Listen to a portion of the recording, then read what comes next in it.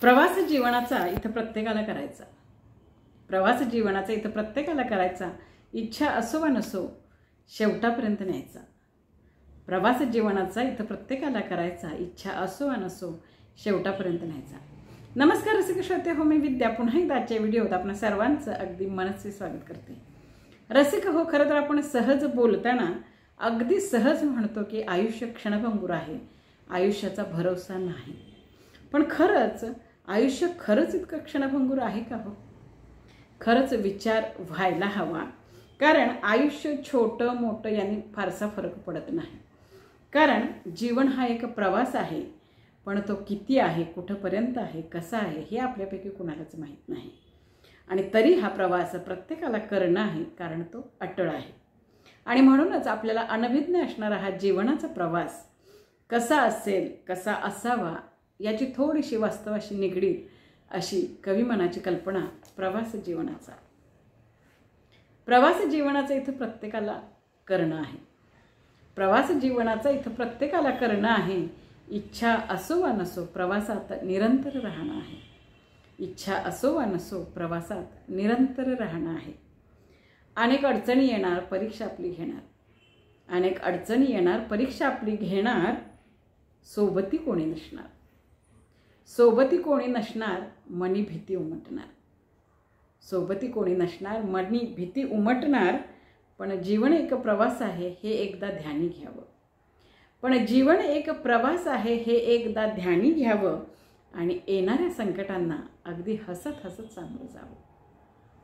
पण जीवन एक प्रवास आहे हे अगदी ध्यानी घ्यावं आणि येणाऱ्या संकटांना हसत हसत सामोरं जावं. आनंदाचा ध्यास घ्यावा आणि प्रकाशाचा मार्ग धरावा. आनंदाचा ध्यास घ्यावा, प्रकाशाचा मार्ग धरावा.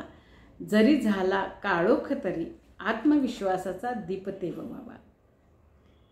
आनंदाचा ध्यास घ्यावा, प्रकाशाचा मार्ग धरावा. जरी झाला काळोख तरी आत्मविश्वासाचा दीप तेववावा. प्रवास अवघड होणार नाही, आनंद दूर राहणार नाही. प्रवास अवघड होणार नाही, आनंद दूर राहणार नाही. रस्ता जरी काटेरी अडसर त्याचा होणार नाही. रस्ता जरी काटेरी अडसर त्याचा होणार नाही. मनस्थिती बदलली की भावस्थिती बदलते. मनस्थिती बदलली की भावस्थिती बदलते. उन्हातही चांदणं फुलते आणि आशेची सावली बोलते. मनस्थिती बदलली की भावस्थिती बदलते. उन्हातही चांदणं फुलते आणि आशेची सावली बोलते. प्रवास मग सुखकर होई. प्रवास मग सुखकर होई, जीवलग जीवाचे जोडले जाई. प्रवास मग सुखकर होई, जीवलग जीवाचे जोडले जाई. अनुभवांची शिदोरी हाती येई. अनुभवांची शिदोरी हाती येई आणि ओढ जीवनाची वाढली जाई. अनुभवांची शिदोरी हाती येई आणि ओढ जीवनाची आपोआपच वाढली जाईल. मग सुखदुःखही बोलू लागतं. मग सुखदुःखही बोलू लागतं, गीत सुरेल गाऊ लागतं. मग सुखदुःखही बोलू लागतं, गीत सुरेल गाऊ लागतं. आणि सोबत घेऊन साऱ्यांची जीवनाचं गुपित बोलतं. सोबत घेऊन साऱ्यांची जीवनाचं गुपित बोलतं. रसिक हो, कविता ऐकल्याबद्दल, व्हिडिओ पाहिल्याबद्दल खूप खूप धन्यवाद, खूप खूप आभार. आणि ज्यांनी या माझ्या यूट्यूब चॅनलला सबस्क्राईब, लाईक, शेअर केलेलं आहे त्या सर्वांचे अगदी मनस्वी आभार.